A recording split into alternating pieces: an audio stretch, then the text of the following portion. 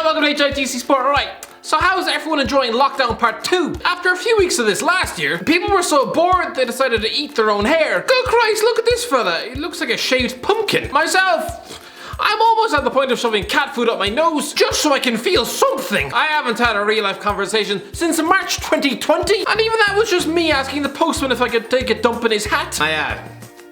My toilet's been blocked for the last 18 months. Anyway, enough about my depressing life. Let's take a look at the big footballing stories of the week. And Manchester United fans must have a sick taste of vomit at the back of their throats with their bowl of morning cornflakes doing the Macarena on their tonsils. Surely, because in the year 2021, Jesse Lingard has been reunited with David Moyes. On the face of it, hearing that those two are now employed at the same company, it's a bit like taking a bite of a cake and then finding out that the two main ingredients were hair and puddles of pig urine. Moyes is a Manchester United joke, an 8-month horror show more traumatic than my mother's pregnancy. I ate my twin in the womb.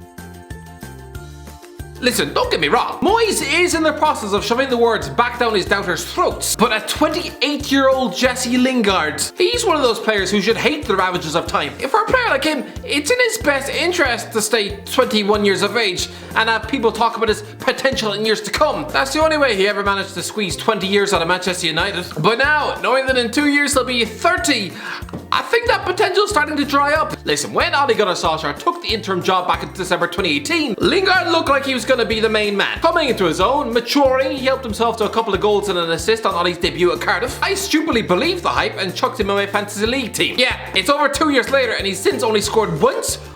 So you're probably wondering what he's been up to. Has he just spent the last year walking his dog, ironing his ball back? Let's have a look and see. Midday snack. Keep that energy up on National Nut Day.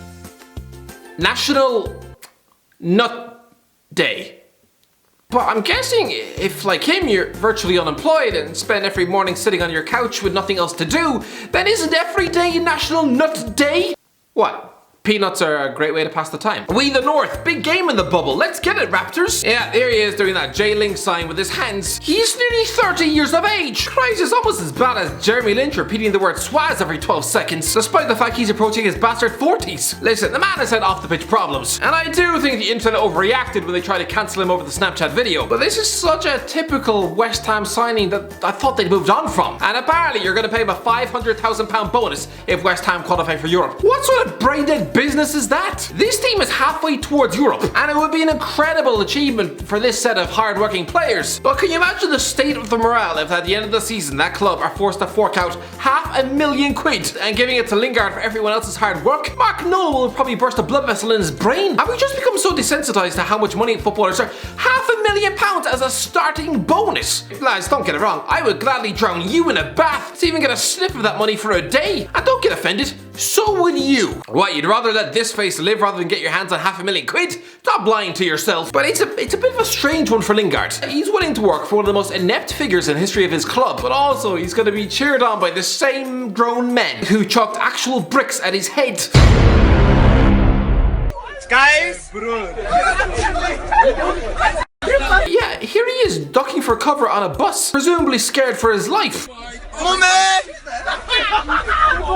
So now agreeing to work for them makes about as much sense as Khabib applying to be McGregor's next chauffeur. You took your on the back of a bus. Anyway, there's another story doing the rounds lately. That Sergio Ramos is about to sign for Manchester United. Sergio Ramos wants Manchester United move after David Beckham chat. I don't understand. So what? Because Ramos is seen on Instagram hugging his former teammate, that must mean that Beckham is currently badgering him to sign for Manchester United, right? The ex-United number 7 told him about life at Old Trafford during their time together at Real. So, well, these two have known each other for 16 years of life. Do you not think in the nearly 2 decades of friendship, Beckham might have already mentioned his time at Manchester to Ramos by now? I really doubt that after 300 training sessions together, that Beckham would wait until he was nearly 50 years of age to tell Ramos about his former club. No, he probably told him all about it within a week of meeting him. I mean, what else are they going to talk about? The singing career of his wife? Because I'll tell you, that wouldn't be a conversation that would last very long. She sounds like a constipated owl. And if Beckham is going to act as an agent or transfer scout for a certain club, do you not think it would be his own in the MLS? Instead of tipping Ramos to join a club he quit in 2003, you don't see Brad Pitt spend his afternoons down the pub trying to find a date for Jennifer Aniston, do you? Just absolute pig nonsense. But I can understand Manchester United fans liking Ramos for his part in stamping out Liverpool's European hopes 3 years ago. And yes, he's one of the greatest defenders of his generation. But trust me, he is never going to put on a Manchester United strip. Because remember this headline in 2015? Sergio Ramos tells Real Madrid he wants to leave for Manchester United.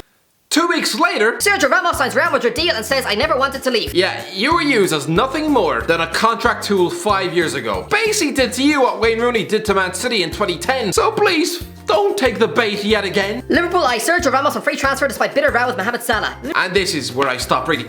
Interest from Liverpool and Sergio Ramos. There is more chance of Jurgen Klopp giving birth to a sheep made of chewing gum. Newcastle wanting Hamza Choudhury on loan from Leicester. That has caused ructions within the Geordie fan base because of a bad tackle on Matt Ritchie and a forgettable nothing second round League Cup clash. But Ramos literally broke Salah's arm in a Champions League final. The man instantly had half of Egypt practically fantasizing about breaking his back in 6 places, and Liverpool fans were probably already looking at flights to Madrid so they could burn down his house. Honestly, if Ramos ever steps foot back in Merseyside again before he dies, he'll probably need at least 7 security guards. So Liverpool signing him, I don't care if it's a defensive crisis. I don't care if this would win them the league. Liverpool fans would sooner rather shove a dead houseplant down their throats and choose to survive on a diet of Cheerios and toilet water for the rest of their life than ever accept Ramos at their club. No, this is a big bowl of cow vomit. Alright, so what else is in the news? Well, Arsenal have signed former child star Martin Odegaard, a guy who had several times over the last 5 years has dangerously flirted with being christened the Norwegian Freddie Adu. And for those of you oblivious to whether or not that's a compliment, well, it depends. Do you think being told you have the sexual magnetism of Jonah Hill is a compliment? While in Norway, people said he was a teenage wizard, and he proved it at Real Madrid by quickly getting stuffed in the cupboard under the stairs. I think we all knew when the biggest club on planet Earth is offering fat wages to a 16-year-old child, they're most likely going to break his brain and create some sort of egocentric monster. It's a bit like making Justin Bieber a 12-year-old millionaire and then complaining when he spits off the balcony. No, if you turn a normal child into a silver spoon superstar fallen over by millions across the globe before he's even grown his first pubic hair in his chest, you're most likely going to end up with an insufferable gobshite, the Frankenstein of the pop world. But there is no denying that while there is a risk of an inflated ego, he is a talented midfielder. Will he do well at Arsenal? I'm gonna say no. Not because he's not a good player tailor-made for the club, no. It's more due to the fact that every time this club signs a ball-playing playmaker on loan in January, they usually end up a big fat waste of time. Because remember Kim Kallstrom arrived from Spartak Moscow in the winter of 2012? To be fair, that was the year everyone thought the world was going to end. So it was kind of just a case of, alright, let's sign him. Who really cares? Nothing's really gonna matter in 12 months' time anyway. He was a Swedish international with over 100 caps to his name, and he only ever played 4 times for Arsenal. I've had more showers this year than that. Even Denis Suarez 2 years ago. A talented ball-playing midfielder formerly of Man City and Barcelona. Again, he only crawled onto a pitch in an Arsenal shirt 4 times as well. So sorry, Odegaard, I'm fully expecting you to slip in the shower, break your kneecap in 2 places before waddling onto the pitch another 3 times, before being tossed back to Spain like a half-empty packet of skips. Anyway, Newcastle got a win at the weekend, but the fans are still not happy with Steve Bruce. Yeah, so someone actually took time out of his evening on a cold January wet and windy night to pop out to Sainsbury's to buy a cabbage, whip out an ink pen, walk up the hill to the stadium before chucking it at the player's entrance. Lads, what sort of protest is this? One lonely nutter chucking a cabbage at the player's entrance? Now, I'm not accusing anyone of doing anything, but I've got my suspicions. I've just bought myself a nice British Savoy cabbage because this is going to be needed next season. Don't get us wrong, I'm not going to throw a cabbage at Steve Bruce. I think this guy threw the cabbage. So this is just to give a bit of positivity, a bit of a laugh. I don't really think Ashley is going to be swayed by the words of a graffitied cabbage.